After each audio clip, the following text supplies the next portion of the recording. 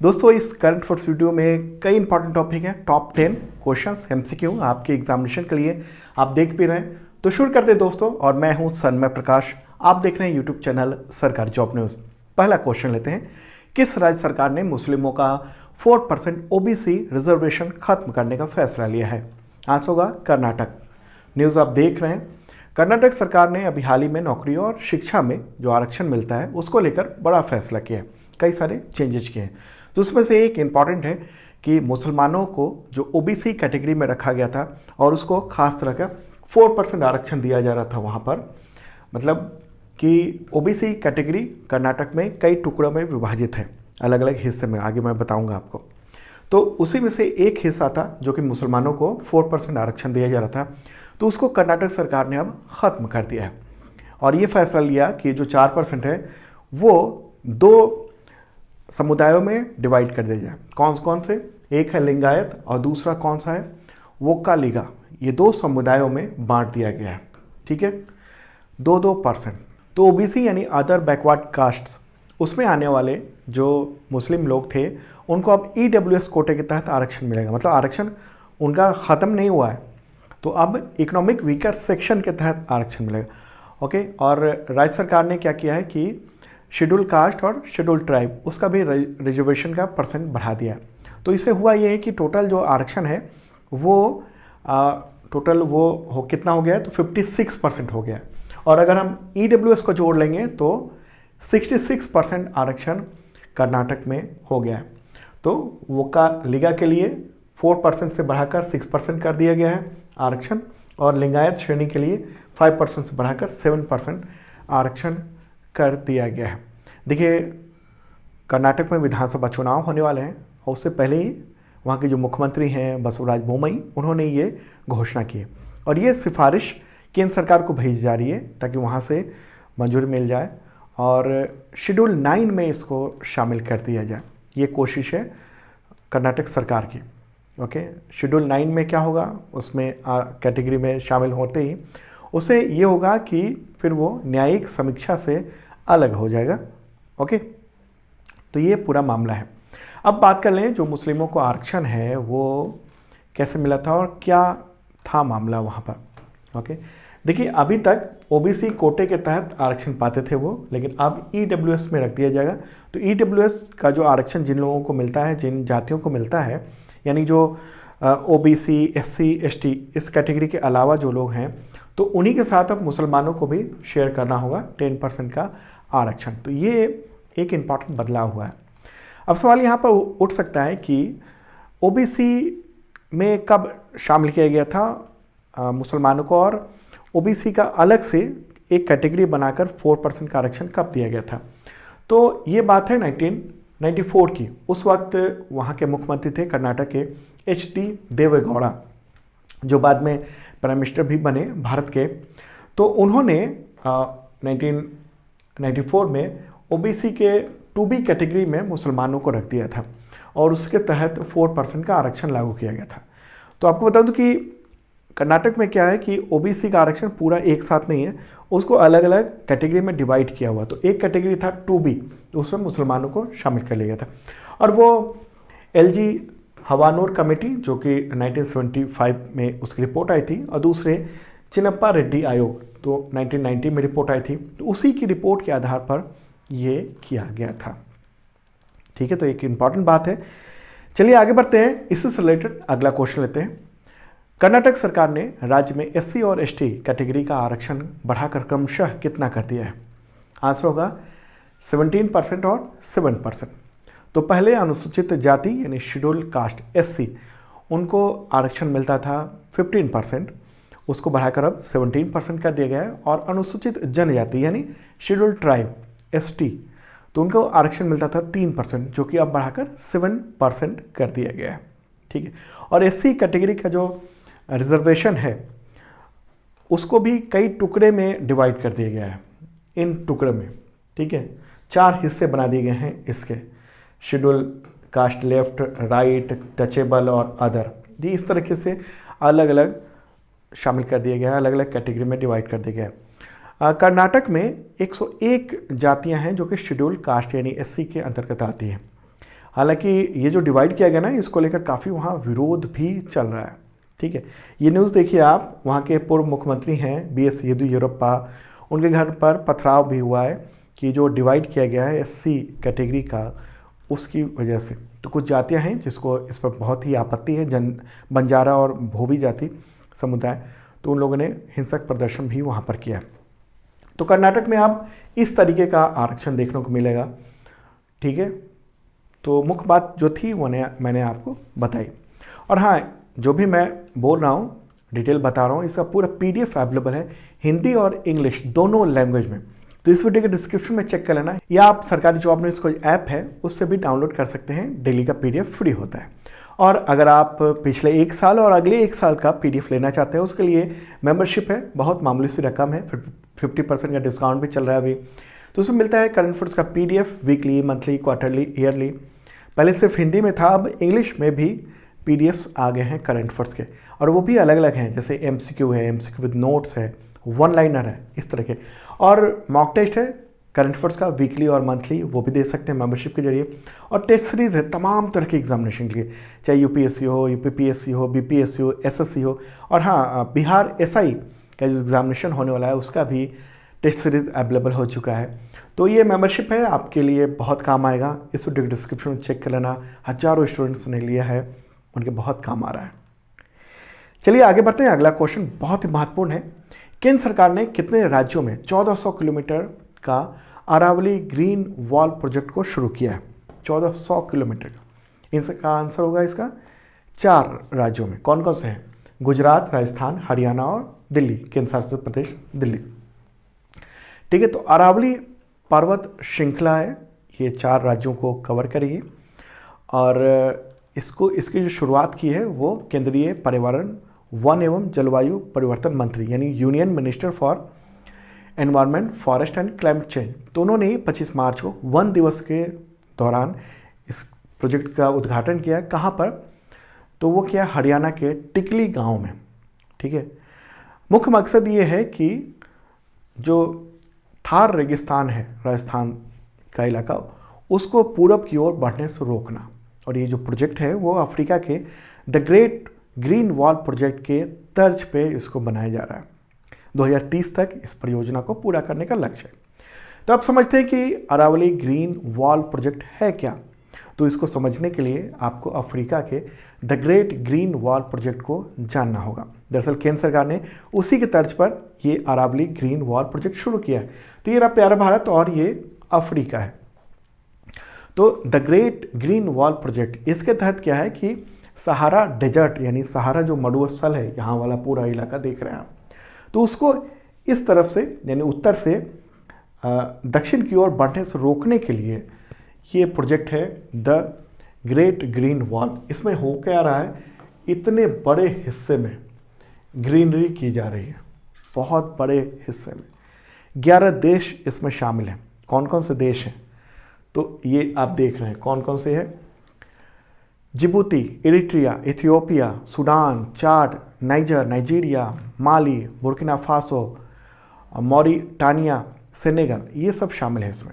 और इसके तहत हो ये रहा है कि जो आप देख रहे हैं ये वाला जो पार्ट, इतने बड़े हिस्से में चौड़ाई है 15 किलोमीटर और लंबाई है यहाँ से यहाँ तक की 7,775 यानी 7,775 किलोमीटर लंबा ये ग्रीन एरिया बनाया जा रहा है। यहाँ पर पेड़ लगाए जा रहे हैं ताकि ये जो मरुस्थल है यहाँ सहारा का, वो इधर ना आए और यहाँ पर जो खेती की ज़मीन है वो बची रहे और उसको और डेवलप किया जाए।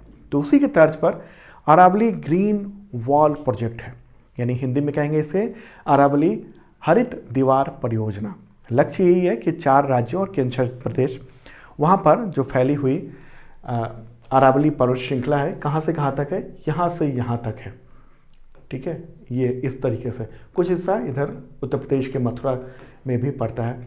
तो ये पूरी रेंज है अरावली पर्वत माला कहेंगे इसे, और यहीं पर 5 किलोमीटर चौड़ा, और ये वैसे तो अरावली पर्वत श्रृंखला तकरीबन 700 किलोमीटर के आसपास की है या उससे थोड़ी सी ज़्यादा, थोड़ी कम, लेकिन ये जो ग्रीन बेल्ट बनाया जा रहा है, ग्रीन वॉल बनाया जा रहा है, वो इधर तक है और टोटल उसकी लंबाई 1400 किलोमीटर होगी। ठीक है, मकसद ये है कि इधर से जो रेगिस्तान है, थार रेगिस्तान, वो इधर यानी ये पश्चिम इलाका है, ये पूरब की ओर ना बढ़े, ताकि खेती और जो बहुत सारे जो रेत के तूफान वगैरह होते हैं वो इधर ना आए, उससे नुकसान भी होता है।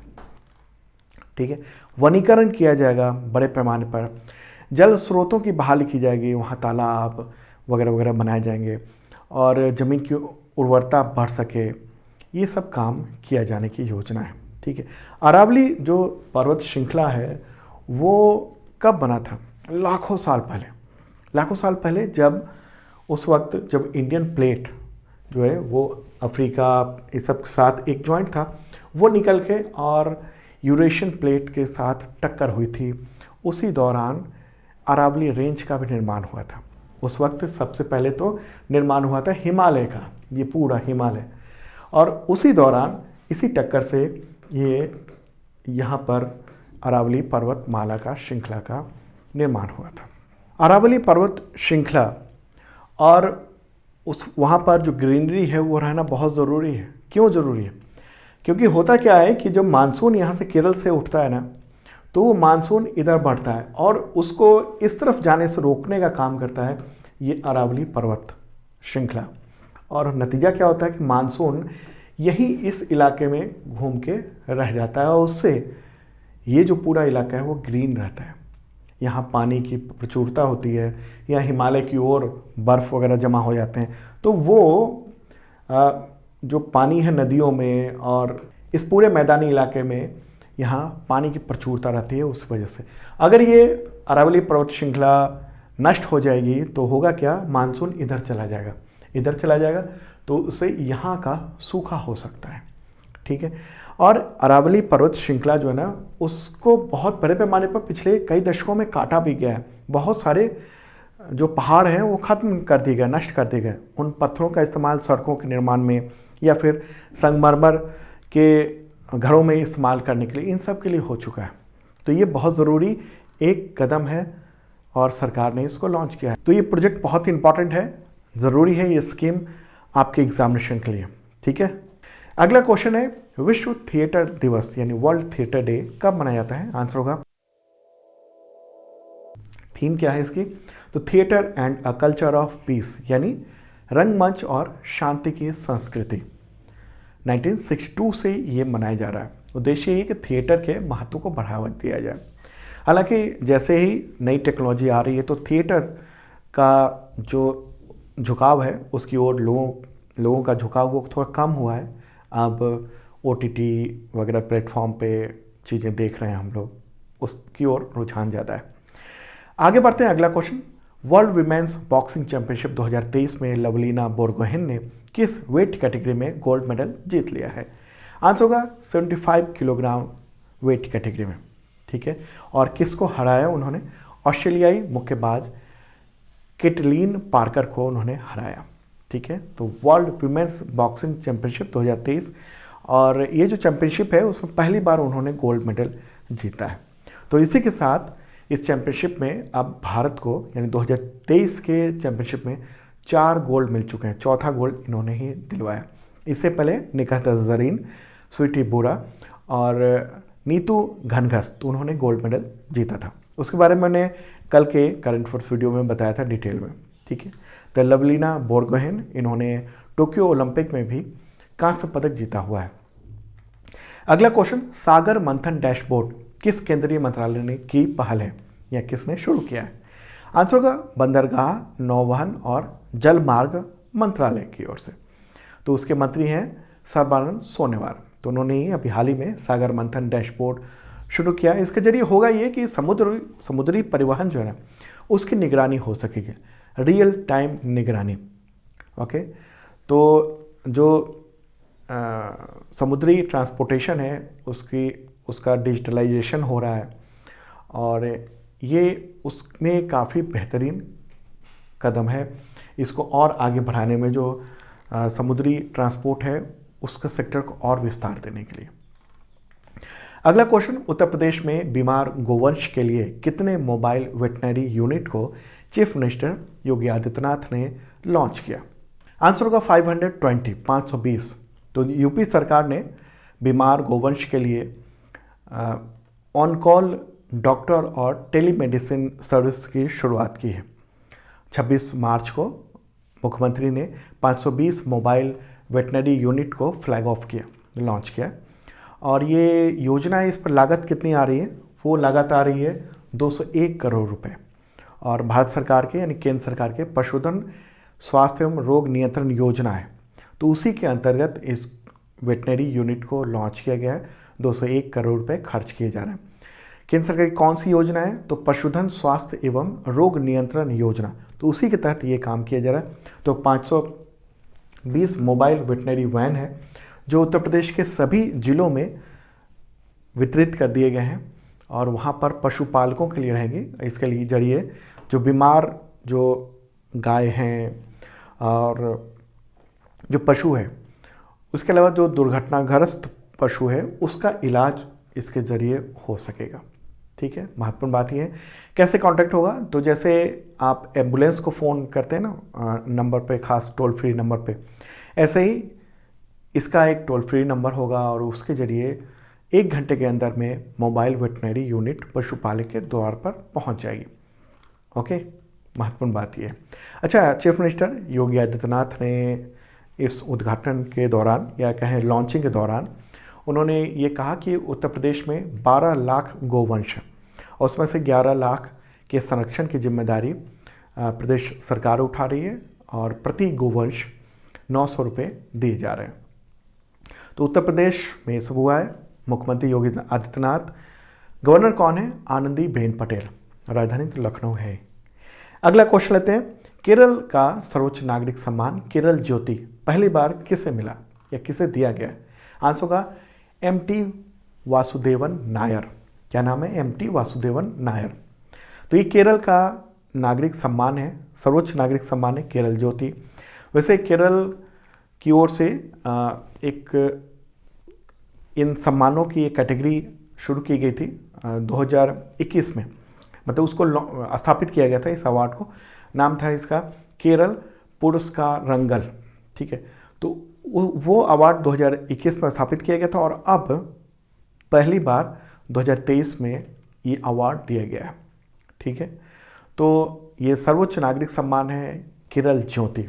तो केरल ज्योति जो अवार्ड है वो मिला है एमटी वासुदेवन नायर को। ओके, दूसरा है सम्मान केरल का, वो है केरला प्रभा, केरल प्रभा। तो वो मिला है एक्टर मामूटी, पूर्व सिविल सेवा अधिकारी टी माधव मेनन और राइटर ओम चेरी एन पिल्ले को। और तीसरा सम्मान है केरल श्री, वो मिला है जीव विज्ञानी सत्यभामा दास बीजू, जादूगर गोपीनाथ मुथुकर, उद्योगपति कोचोसेफ चित्तीला पिल्ली और गायिका हैं सिंगर वैकोम विजया लक्ष्मी, उनको ये मिल रहा है। ठीक है, तो वासुदेव नायर, एमटी वासुदेव नायर, उनके बारे में भी जान लीजिए।